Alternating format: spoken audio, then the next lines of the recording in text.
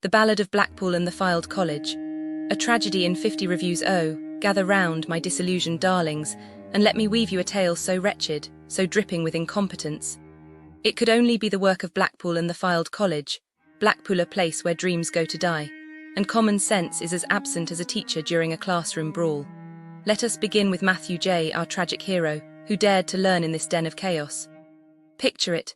A classroom barren of cameras, devoid of supervision, like a lawless Wild West saloon, but with fewer morals and more unchecked aggression.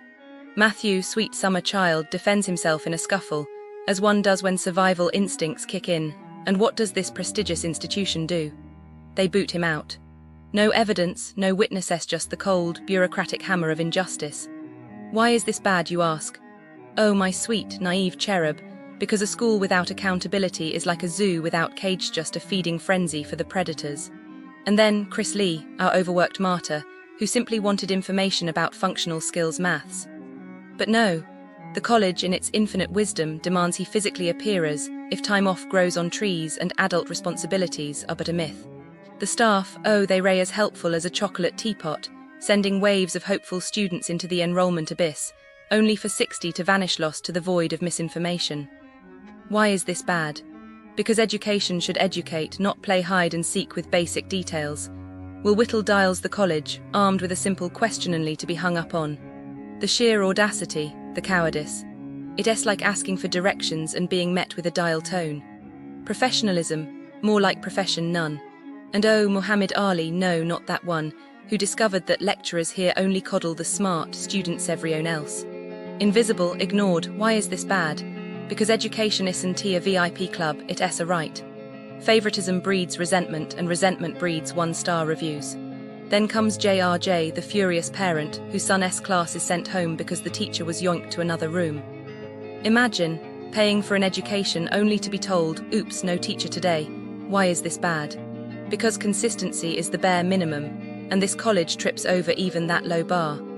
And let us not forget 48,780, whose review reads like a war memoir. Outdated facilities, disinterested lecturers, a campus that smells of damp despair. Courses cancelled mid-year, support non-existent, and the food, cold, overpriced, inedible, like a metaphor for the entire experience. Why is this bad? Because a college should prepare you, not betray you. Every complaint is a symptom of the same disease, neglect. Neglect of students, of standards, of basic human decency. The staff, undertrained, overworked, or just plain indifferent. The management, either blind or complicit. The result, a suffocating cycle of disappointment. And so my soft, melancholic Georgian accented voice, speaking slowly with pauses like a sad but innocent girl just telling you things she knows. You know, near Blackpool and the Fylde College, Blackpool some shops, they are not so honest. Like tourists come for fun, but then poof, money gone. It is so sad, you know, like one shop, just normal shop selling cigarettes, but fake ones, can you believe? Thousands of fake cigarettes, hidden like secret, waiting to trick people. Tourists buy, thinking is real, but no, bad chemicals inside, dangerous. And the shopkeepers, they knew. They hid them under counter in back rooms, so sneaky. What happened next? Probably tourists smoked them, coughed, felt sick, then realized, oh no, scam. Maybe they threw them away, but money already gone. And shopkeepers, police caught them. Court, fines, maybe jail. But still so unfair for people just visiting, you know. And then other places, not just cigarettes. Some shops here, near Blackpool and the Fylde College, Blackpool, they sell fake things, broken things, but say is real discount. Like, oh look, cheap souvenir, but then breaks in one day. Or fake brand clothes, peeling after wash. Tourists buy, happy, then disappointment. What happens next? They complain, but too late, flight is tomorrow. Shop just shrugs. No refund, and they leave sad with trash in suitcase. This area, it has good things, but some shops, they see tourists like walking wallets. Just want quick money, not care if people cry later. Makes me so sad. Like, why cheat people who just want happy holiday? Pause, voice even quieter. And you know, worst part, they do it again tomorrow. New tourists, same tricks. Ends abruptly, no outro. All right, let's talk about the businesses surrounding Blackpool and the Fylde College. And honestly, it's disheartening. It feels like a slow, quiet erosion of good faith. A sense of disappointment lingers, a weight in the chest just thinking about what these establishments represent. They're not actively malicious, not usually. It's more like a pervasive apathy, a shrug disguised as commerce. It's as if they've given up and are hoping you will too. Let's start broadly. The businesses here generally feel incomplete, like sketches of ideas rather than fully realized concepts. They operate with a minimum of effort, a sense that good enough is the prevailing standard. And that, unfortunately, stretches across almost everything you'll encounter in this particular pocket of Blackpool. You feel it in the chipped paint, the slightly too slow service, the prices that seem to inflate just because they can.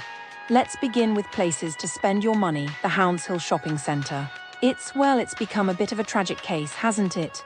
Across the board, people describe a place frozen in time, a pale imitation of what a modern shopping centre should be. It's not about a lack of shops, it's something deeper. It's a sense of neglect. The car park, for example, seems to be a source of constant frustration. Multiple reports detail broken lifts, dimly lit, unsettling spaces, a dark, lonely maze that seems designed to actively discourage lengthy visits. You get the impression management knows this and doesn't care, strategically limiting exits to push people into higher parking brackets. It's cynical. It's like they're banking on your exhaustion and desperation, squeezing every last penny out of you as you try to escape. And the shops themselves, they're just there, adequate, unremarkable. People are yearning for something more, a spark of inspiration, a little variety. It just isn't there. Then there's an unsettling undercurrent. One reviewer recounted a frankly appalling experience with a cleaning staff member making prejudiced comments.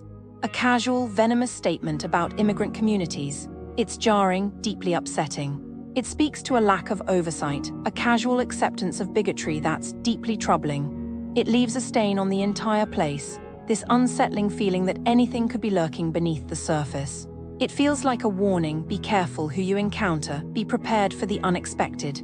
Moving on, and it pains me to say this, the Spa Hotel at Ribby Hall Village, it's a well-packaged disappointment. The aesthetic promises luxury, tranquility, a restorative escape. But the reality, according to many, is a come-done. Beautiful rooms are often offset by shockingly inadequate service. I feel for the people who spend good money hoping for a special occasion, only to receive a paltry portion of chicken with a single potato.